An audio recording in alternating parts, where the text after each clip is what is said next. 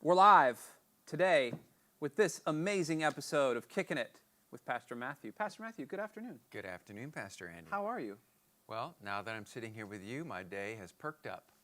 You see that? It's not because of the decaf coffee that's in his cup. It's because we're sitting here. It is decaf, right? It is decaf. Okay, it is decaf. I don't know if it's just in my head, but I do switch after noon to decaf. Okay, that makes sense. Did you? We had to talk about this once. Did a doctor tell you to do that? No. Or is that just just Okay, fair kind enough. of just common sense, I guess. But Cool.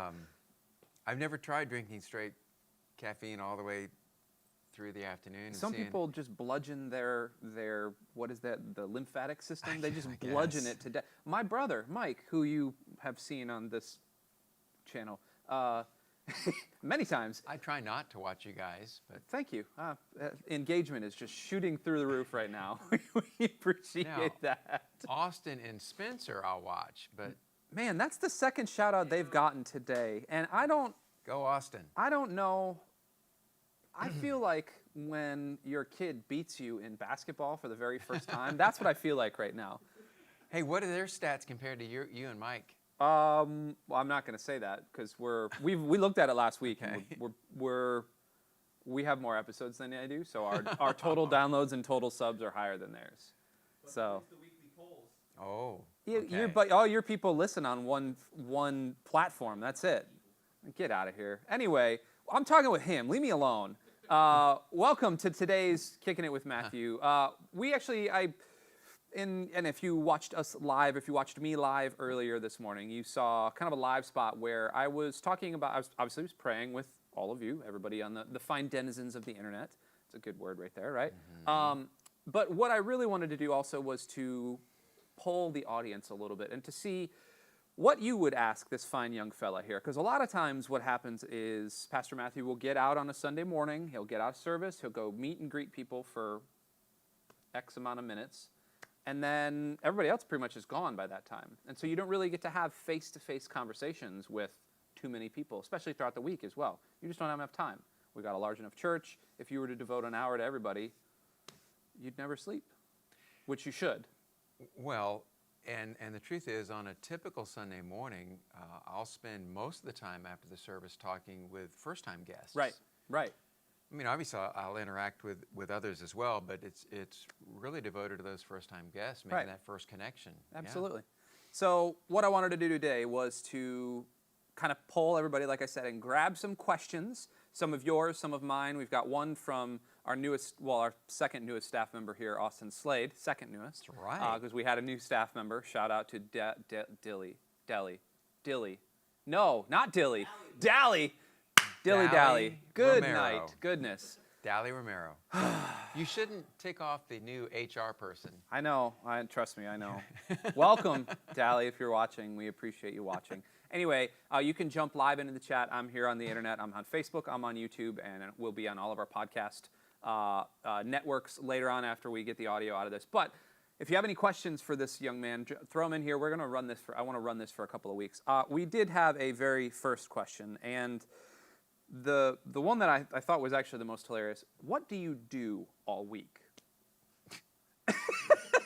It had a bit of sarcasm to it, obviously. I don't do anything. I work one morning a week on Sunday morning. For a couple hours. Yeah, and then I spend the rest of the time at the pool. Wow. Well, thank you for stopping your pool time to come in here today to be on this fine program. Well, actually, as we have one of our former pastoral ministry interns, Austin Slade, Hey. on the other side of the cameras here in the studio, who is, in seminary as we speak, as Poor well kid. as, Josh Jordan, who is now our summer pastoral intern. Who we spent all of Sunday with There online. you go. Yep. Those are questions that I often get asked by interns about, like, okay, well, what is the typical day, typical week for a pastor beyond what you see visibly on the platform on a Sunday? And, it's different in terms of different size churches, different configurations of staffing and ministry. Bivocational, single vocation. Sure. Because understand, Bay Hope Church is not the norm. In a lot of ways. In a lot of ways we're weird, but there's, maybe we're in the 1 percentile, of churches. The vast majority of churches have like a pastor and maybe a part-time secretary or something, and then someone who plays the piano. Right. But in a typical medium-sized to larger church, a great deal of what a pastor does is staff management, leadership development, working with staff teams and such to accomplish the mission and vision of the church's ministry. And that's probably something that most people don't realize. People might say, well, yeah, I could see how maybe you do study and sermon prep time, and that's part of one of the visible aspects. But in terms of just pure development and management and leadership, that's a large part of the process. Right. And so I wasn't ignoring you. I was pulling up the no, chat on I my know you're phone. looking at some questions and such, Yep. but I tend to look at it in terms of these particular areas, and that is communication. One of the largest things I do is communicate. Not just the sermon communication, but the communication during the week to several concentric circles. One to my executive staff team, the other to pastors and other lead staff, and sometimes at all staff meeting. Then there's another level of communication beyond that, 2, maybe 3 emails I'll send congregation-wide. During the week. There's my Instagram and Twitter, which that's all devoted really to just kind of mainly ministry stuff. Yep. So communication is one of the largest things. The other one is coaching.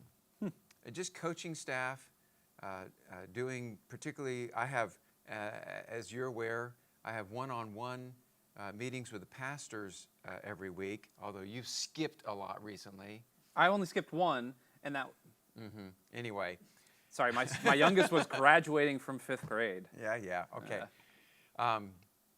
And then I'll just do some coaching at times and leadership development with some of the other staff.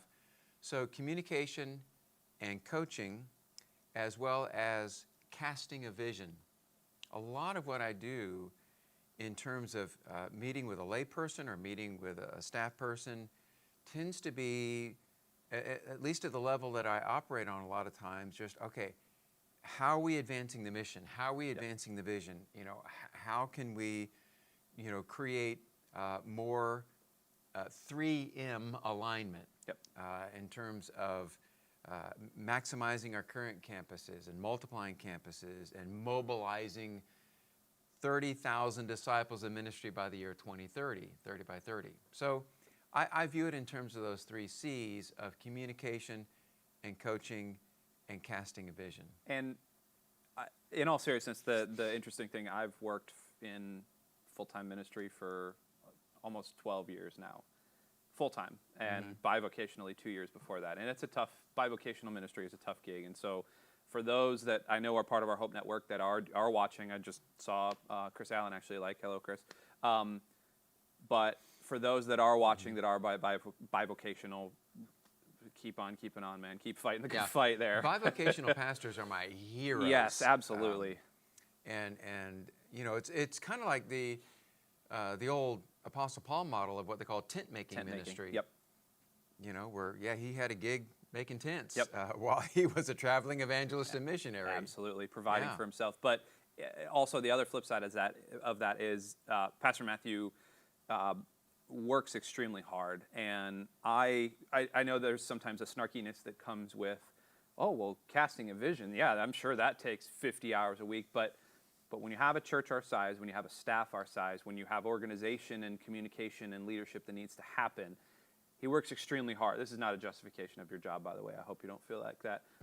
But the coaching aspect of everything that he does is incredibly efficient and really well run around here, and that's because of him. So thank you. Thanks for leading us. Well, I appreciate that, and not to belabor this one particular question, but one of the reasons why I'm able to operate at a certain level is because of the high capacity and high caliber staffing and lay leadership that we have here. Correct.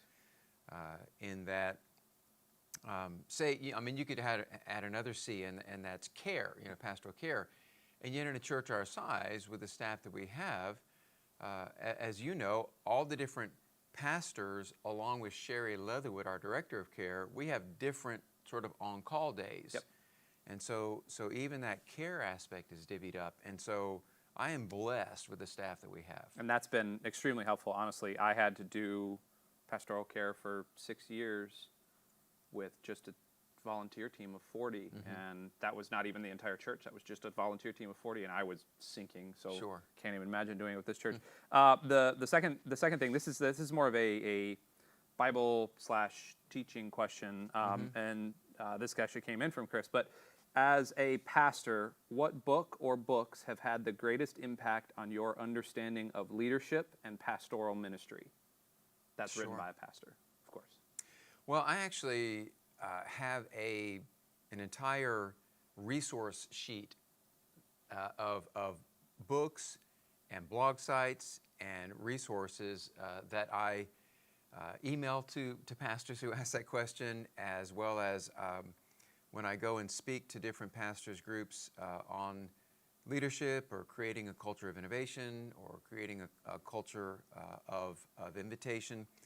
I have different reading lists for that. So that could be a long answer, but I would say in a very contemporary way, if you're going to take a good sort of look at who's producing some of the best material today, one of them you would know as well, Kerry Newhoff. Yep. He tends to be the best current curator of leadership information, not only through his blog, but the books, which are basically from his blog. Yep. So he's one of the best contemporary resources, is Kerry Newhoff. Another as well is what Dan Ryland is doing. He's an executive pastor, but like Kerry Newhoff, he does coaching and consulting as well. And the other is the work of Tony Morgan. Yep. In fact, we even had Tony Morgan here, 7-8 years ago, Yep. to do a large consulting project for us. And he manages what's called the Unstuck Group, theunstuckgroup.com. And that's a wealth of resources, and they do their own podcast and everything. So if you want my whole resource list on leadership books, in fact, one of the staff I just recently emailed to was Melissa. I know her. She wanted it, but I'll email it to you. Just let me know. Absolutely. Tony was actually on Carrie's podcast last week. Yes, that's right. And they were rehashing some ground, but Tony was providing positive statistics for churches, which I thought was quite the different trend than Carrie and David Kinnaman have been doing on Sure. Church Pulse, which has been a little bit dour lately. So that was good to see. One of the other questions that came in was talking about your personal life and just your marriage. What does your marriage look like right now? You and your lovely wife make such a great couple, but what does it look like right now? Are you guys in that phase? Did Maisie ask that question? It wasn't Maisie. No, Okay. it was author unknown, so I'm not allowed All to. right. I'm not Okay. allowed to say sources unknown. How you guys have been married for 30? What did we say? 34, 35 years? 34. Our upcoming anniversary Next 35 January years. will be 35 years. Congratulations. So, And she's yay been, Team Hartsfield. I agree. She's been extremely supportive of your ministry, obviously. And she's even been in this ministry many, many, many times. Well, she's a PK. Yes. I'm a PK. We're both preachers' kids. Yep. And so her father, awesome pastor who's retired now, but he and her mother are kind of like second dad and second mom to me after my folks passed away so many years ago. So she gets it, she understands, Yep. and so I think that's part of what's created a lot of cohesion and encouragement in the marriage. But also she's worked on church staffs before she married me and even after marrying me. So we get each other, we understand what ministry is about. She now for like 9 years has not worked on a church staff, but she's been working for a custom home builder. But we joke, we have kind of a low maintenance marriage. We're pretty low maintenance people. Are you the like, hey, well, let's watch TV and like we don't have to go do fun adventures type marriage? Is that what you guys are? We're kind of non-drama, low maintenance. That's good. But we try and spend as much time with the grandkids as possible. Mm-hmm. Smart. As well as our 2 daughters. But we love doing adventures here and there. Just spent a week up in Blue Ridge, Georgia, with all of our girls up there. We're going there in July. So yeah, so we love having an adventure here or there. Going to the UK or going to the Holy Land together or whatever. But for the most part, we kind of lay low, kind of do our thing. Okay, fair enough. That's great. As we finish up, I got lightning round 2 questions. Number 1, and this is Sophie's choice. Favorite book of the Bible? Oh, well, Mark.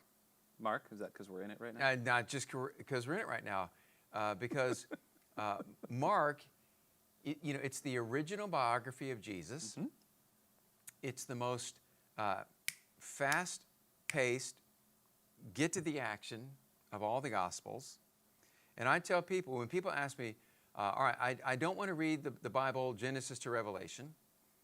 I just kind of like start somewhere that I can really get my teeth. I tell them start in Mark and then move to John. Oh, I was going to say James. Actually, Mark and John for me get people the most grounded in Jesus. Because the goal is to get the most grounded you can in Jesus. Sure. Because Jesus is in Genesis through Revelation as the red thread that runs through the Bible. And so really get grounded in the most upfront direct contact with Jesus in Mark and John, then you can begin to see that red thread that runs Genesis through Revelation. Okay, fair enough. Makes sense. Don't start in Ezekiel. Please, or Leviticus. Yeah. Or Deuteronomy. Or Numbers gets cool at the end of it. Second question, you ever tried to grow a beard before? This is from me. I have not tried to grow a beard, but I have been unshaven for about, the longest would be a week. Okay, and how did that go? Itchy, stubbly, gross? It just, I'm like, why would you do it? It's bothersome. I get that. I You know? completely get that. Now, also, you probably can't see it because it's so white.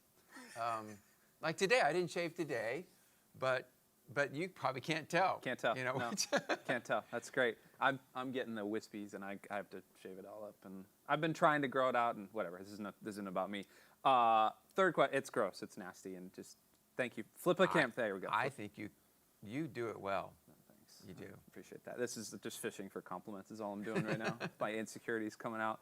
Last question, and this is from somebody that you're literally close to in the room right now. That's not me. Do you really have 12 toes? Austin, is that really you? Neither confirm or deny. Austin, come here. Come on here. camera, young man. Come on. If you're going to ask that question, you Ask at him to least his have face. to Here. show yourself. Here, I'm gonna. This is No, gonna. let me- This is. No, you can't get close to me. You can't get close to my neck. Do you really have 12 toes? I'm not even on camera. Hold on. No, here you go. There you go. Do you really have 12 toes? Yes, and they're all on one foot. Really? It's a Goliath situation. No, I literally have 6 toes on each foot. Wow. And they're different on each foot. Different knuckle. In other words, the way they are, it's not like identical 6 and identical looking 6. The last 2 on my right foot are webbed together. The last 3 on my left foot are webbed together, but they all look different. And I had a doctor one time at Florida Orthopedic Institute look at my x-rays, and particularly on my right foot where I had broken a toe. He called in all the other folks out there. He said, "Now we see a lot, but I want everybody to see this, and particularly my right one." He started using the word "the architecture of your foot." Oh no! And he said this. He said, "Now, I can restructure the architecture of that foot." Oh. I'm like, what are you, Frank Lloyd Wright? Get out of here! I'm still doing okay. Yeah. I can still run 3 to 5 miles when I can still. Yes, it's weird and it bothers me sometimes, but I'm like, leave it alone. That's amazing. That's Yeah. amazing. Well, thanks, Doc, for not restructuring his entire foot. We appreciate that. Yeah. Does it give you any benefits while swimming? You get an extra push? I can swim better. I can jump higher. Man. I can run faster. If I could only be bit by that spider that bit him, we would all be ready to go. But as you know, I have a famous ancestor, the Philistine giant, Goliath. who taunted Israel and was slain. That's his fame. So He was also probably mildly blind, and so anyway, he had probably Yeah. diabetes and stuff too. And great, we're fixing all our problems today. Hey, thanks so much for joining us here on Kicking It with Matthew. We really, really appreciate you stopping in for this live. And if you are on demand, and we got to hurry because he's taking his shoes off. So we love you. Make sure to leave your questions in the chat right now. Oh, you gotta go. Goodbye. Love you. yeah, see that? Questions in the chat right now.